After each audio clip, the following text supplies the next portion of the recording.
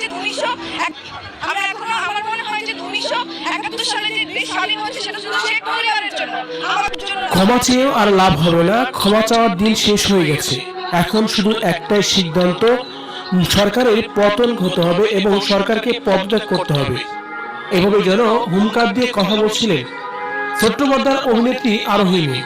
ছোট পর্দার আরোহী মিম যে কথাগুলো বলেছে, এমন কথা এখন পর্যন্ত কেউ অবধি বলার সাহস করেনি। কি বলছেন তিনি জানতে হলে পুরো ভিডিওটি দেখে সঙ্গে থাকুন।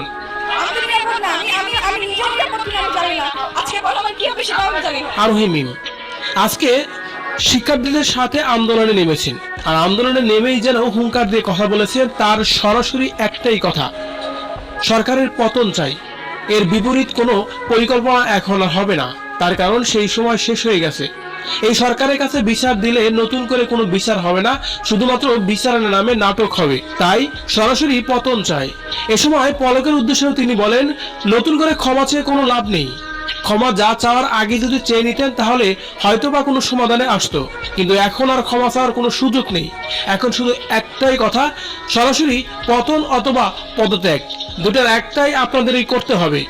দর্শক, আরোহী মিম সরাসরি রাস্তায় নেমে এবার সরকারের পতন চেয়েছে। শুধু তাই নয়, পুলিশ এবং সবাইকে অকথ্য ভাষায় গালিগালাজ করেছে এই অভিনেত্রী। তার কারণ পুলিশ, আর্মি এবং ভিডিআর যারা সবাই আছে সবাই তো সরকারের গোলাম, আর সরকারের কথা মতোই তারা নড়ে, এমন কথাই বলছেন তিনি।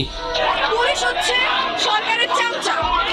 পুলিশকে সে যেভাবে নির্দেশ দিয়েছে, র্যাবকে সে যেভাবে নির্দেশ দিয়েছে, ছাত্রলীগকে সে যেভাবে নির্দেশ দিয়েছে, তারা তাদের মধ্যে কাজ করেছে। আরোহী মিমের এমন সাহস দেখে আপনার কি মনে হচ্ছে? কমেন্ট করে জানিয়ে দিন কমেন্ট বক্সে। হ্যাঁ